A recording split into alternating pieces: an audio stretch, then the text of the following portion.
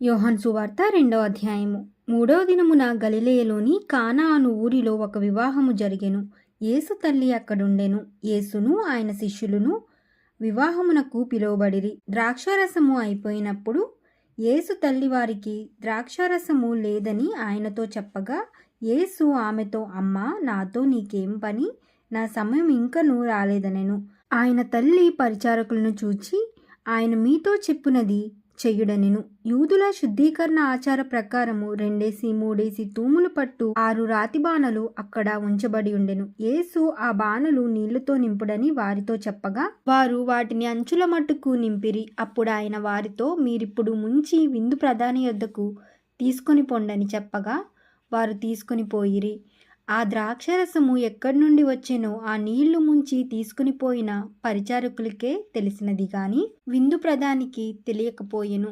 గనుక ద్రాక్షారసమైన ఆ నీళ్లు రుచించినప్పుడు ఆ విందు ప్రధాని పెండ్లి కుమార్ని పిలిచి, ప్రతివాడును మొదట మంచి ద్రాక్షారసము పోసి ప్రజలు మత్తుగా ఉన్నప్పుడు జబ్బు రసము పోయును, నీవైతే ఇది వరకు మంచి రసము ఉంచుకొని ఉన్నావని అతనితో చెప్పెను.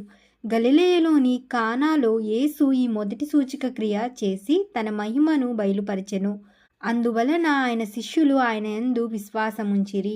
తరువాత ఆయనయు ఆయన తల్లియు ఆయన సహోదరులను ఆయన శిష్యులను కపెర్నహూముకు వెళ్ళి అక్కడ కొన్ని దినములుండిరి.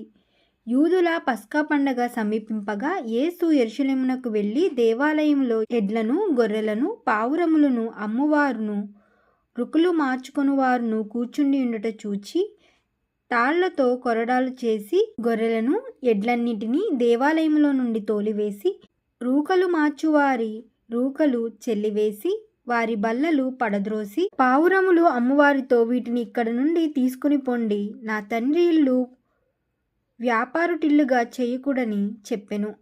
ఆయన శిష్యులు నీ ఇంటిని గూర్చిన ఆసక్తి నన్ను భక్షించెనని వ్రాయబడి ఉన్నట్టు జ్ఞాపకము చేసుకొనిరి. కాబట్టి యూదులు, నీవు ఈ కార్యములు చేయుచున్నావే, ఏ సూచక క్రియను మాకు చూపెదవని ఆయన అడుగగా, యేసు, ఈ దేవాలయమును పడగొట్టుడి, 3 దినములలో దాన్ని లేపుదునని వారితో చెప్పెను. యూదులు, ఈ దేవాలయము 46 సంవత్సరములు కట్టిరే, నీవు 3 దినములలో దాన్ని లేపుదువా అనిరి. అయితే ఆయన తన శరీరమును దేవాలయమును గూర్చి ఈ మాట చెప్పెను. ఆయన మృతుల్లో నుండి లేచిన తరువాత ఆయన ఈ మాట చెప్పెనని ఆయన శిష్యులు జ్ఞాపకము చేసుకొనిరి. లేఖనమును యేసు చెప్పిన మాటలను నమ్మిరి. ఆయన పస్కా పండుగ సమయమున యెరూషలేములో ఉండగా ఆ పండుగలో అనేకులు ఆయన చేసిన సూచక క్రియలను చూచి ఆయన నామమందు విశ్వసించిరి. అయితే యేసు అందరినీ ఎరిగినవాడు గనుక ఆయన తన్ను వారి వశము చేసుకొనలేదు. ఆయన మనుష్యుని అంతరంగమును ఎరిగినవాడు గనుక ఎవ్వడును మనుషుని గూర్చి ఆయనకు సాక్ష్యమియ్యనక్కర్లేదు. ఆమేన్.